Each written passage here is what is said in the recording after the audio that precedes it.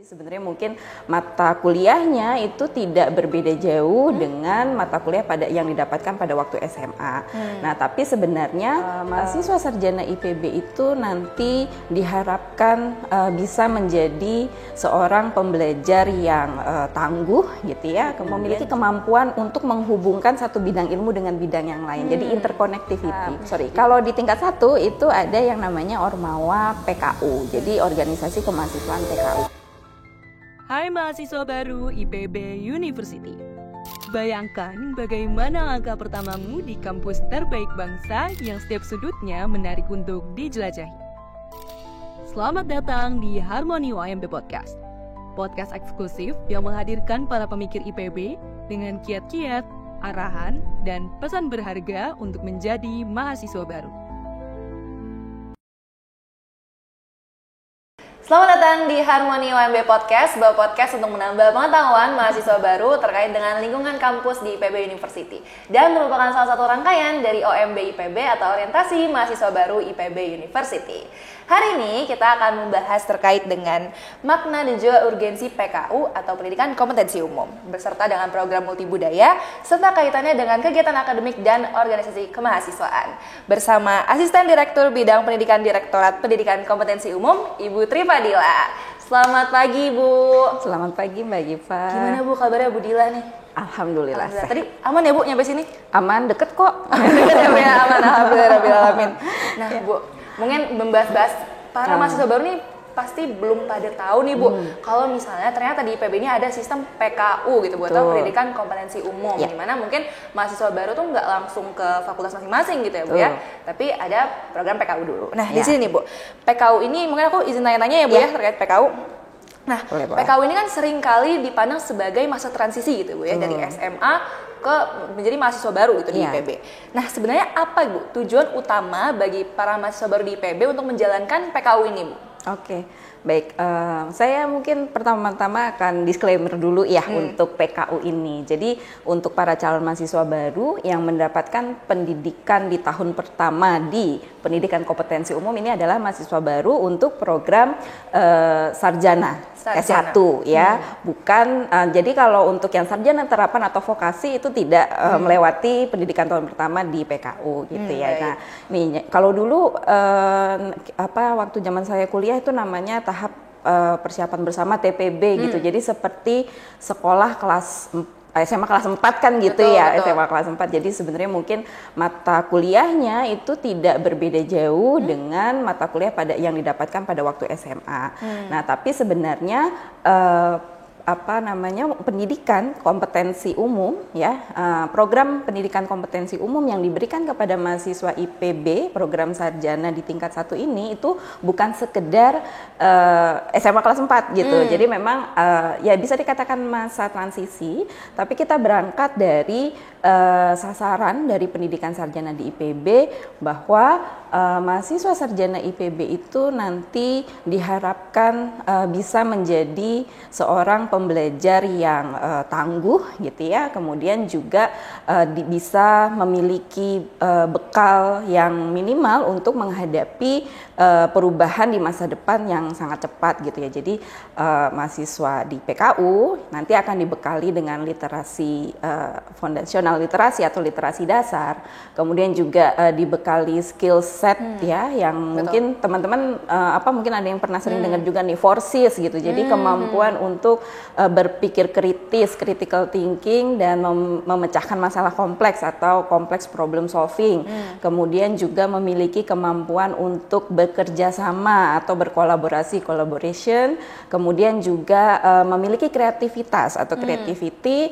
Kemudian juga memiliki kemampuan berkomunikasi yang baik atau komunikasi ya. Jadi makanya pendidikan di PKU gitu ya, mata kuliahnya nanti juga dirancang untuk membekali itu gitu. Nah, kemudian juga pendidikan di PKU itu mahasiswa diharapkan bisa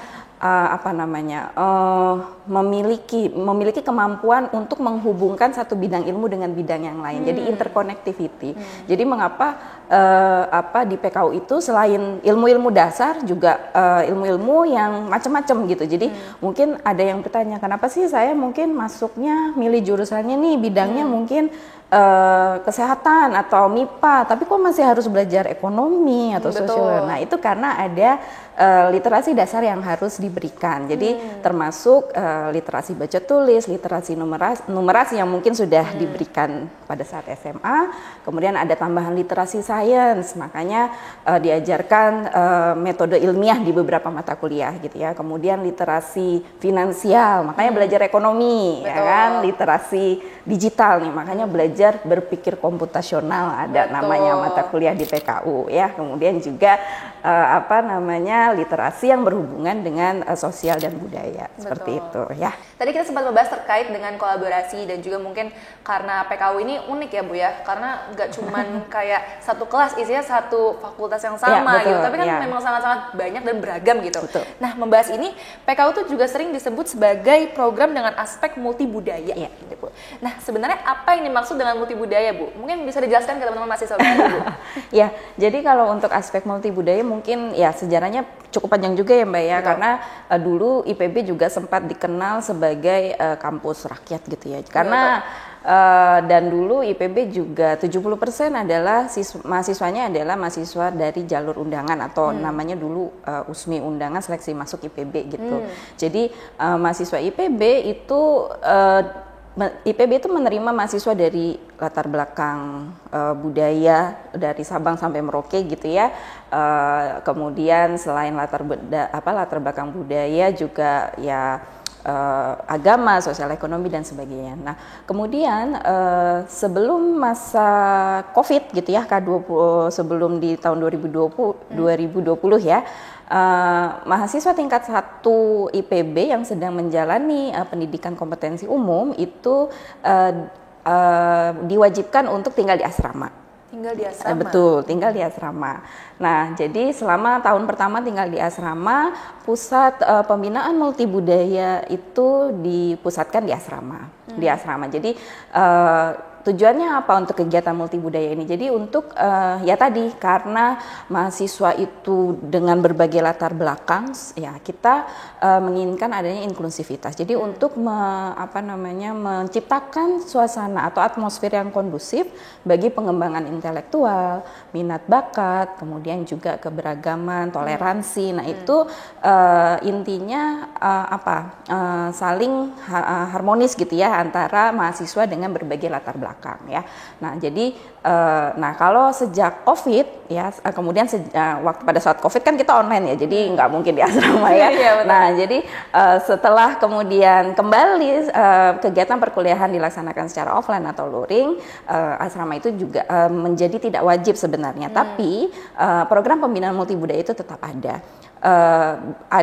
Diberikan untuk mahasiswa yang tinggal di asrama dan juga mahasiswa yang tidak tinggal di asrama. Jadi kalau yang di asrama itu biasanya namanya disebut insan asrama gitu ya. Kalau yang non asrama namanya insan legia. Nah itu kita ada program-program yang untuk pembinaan multibudaya baik bagi mahasiswa PKU yang tinggal di asrama maupun yang tidak tinggal di asrama gitu.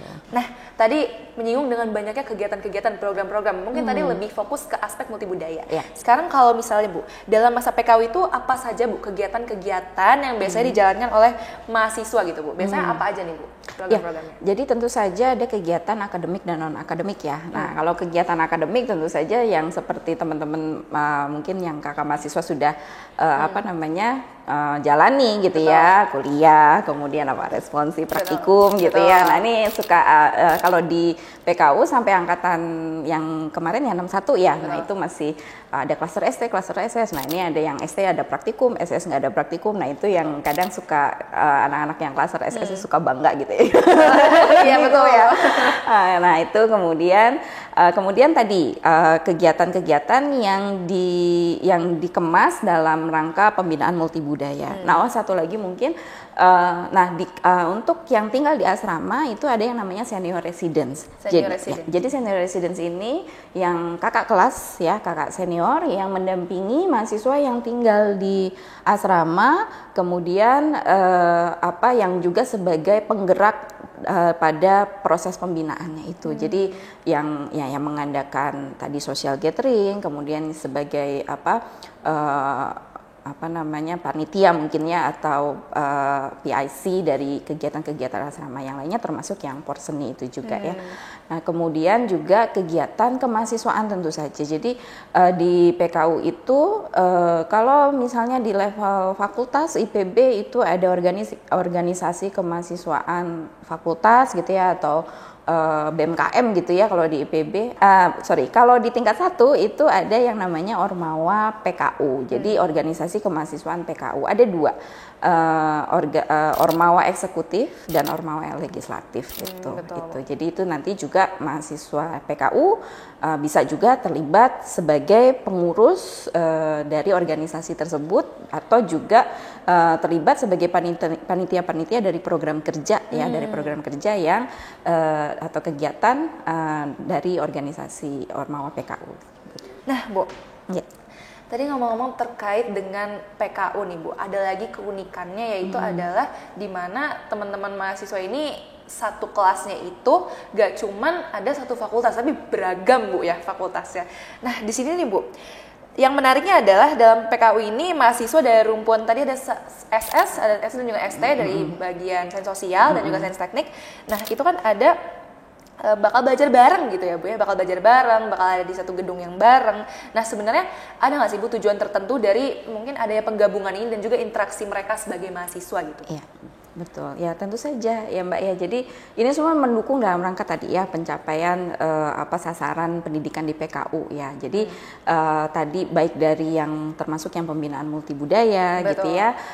Jadi kemudian mahasiswa PKU juga diharapkan memiliki keterampilan untuk menggabungkan atau interconnectivity dari semua beberapa multidisiplin atau bidang ilmu seperti itu, sehingga kemudian tadi juga inklusivitas gitu. Jadi mulai dari awal di tahun pertama mahasiswa PKU itu di mix gitu ya. Jadi dalam satu kelas itu mungkin mereka akan bisa berinteraksi bukan hanya dari teman satu prodinya atau teman satu fakultasnya.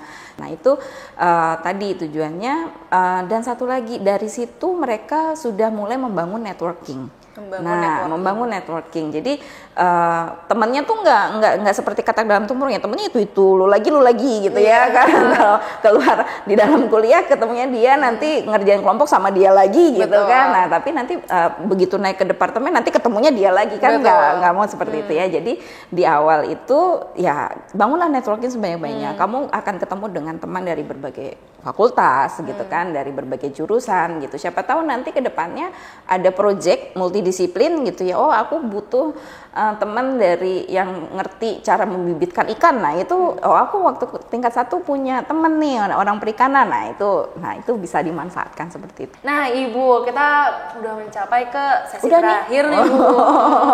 Jadi kita hari ini nih, sebagai penutup podcast pada hari ini nih, Bu, kita akan meminta Ibu untuk menulis pesan untuk mahasiswa baru, apalagi untuk teman-teman yang masuk PKU nih, Bu, bentar lagi. Jadi boleh banget nih, Bu, kita udah siapin papan tulis dan Ibu nanti bisa menulis pesan untuk maba. Ada namanya juga, Bu. Nah, apalagi untuk para mahasiswa baru nih pasti penasaran dan bingung, apa ya yang harus aku persiapin gitu, Bu. Oke, ini namaku ya? Iya. Nama lengkap, nama panggilan? Nama panggilan boleh, Bu. Pesan untuk mahasiswa baru ya, nanti setelah belajar di PKU tadi ya saya tulis ya. Tagline-nya boleh ya? Boleh, Bu. Aman aja. Boleh, Bu, ditunjukin ke sini. Nah, oke. Nah, ini mungkin boleh, Bu, dijelasin di balik pesan ini Bu untuk teman-teman PKU nih? Ya, jadi mungkin untuk mahasiswa baru IPB program sarjana, ya, jadi pertama-tama saya ingin mengucapkan ya sekalian ya, saya ingin mengucapkan selamat bergabung di IPB University di tahun pertama, selamat datang di program pendidikan kompetensi umum ya. Jadi nanti di PPKU, program pendidikan kompetensi umum ini kalian akan diberikan bekal literasi dasar, kemampuan dasar yang pasti akan sangat berguna untuk kehidupan kalian, juga membantu kalian untuk melewati pendidikan ya, bukan hanya di tingkat 1 tapi juga di tingkat-tingkat berikutnya. Maka menjadi mahasiswa PPKU harus be kompeten. Baik Bu, memang ternyata semua pesan-pesan yang Ibu sampaikan pada hari ini, ilmu-ilmu terkait pendidikan kompetensi umum semuanya ini benar-benar insightful banget Bu, dan pastinya bisa menambah ilmu untuk teman-teman mahasiswa baru yang masih bingung nih sebenarnya tingkat pertama tuh ngapain gitu ya Bu ya. Akhirnya hari ini kita tahu nih dan udah mengupas tuntas terkait dengan pendidikan kompetensi umum. Kemudian tadi jangan lupa pesan Ibunya, be kompeten gitu ya. Terima kasih banyak Bu Dila untuk hari ini. Sesi ini sekaligus menutup podcast pada hari ini. Semoga pesannya untuk teman-teman bermanfaat dan juga terima kasih banyak teman-teman yang sudah menonton. Sampai jumpa di sesi podcast selanjutnya. Dadah.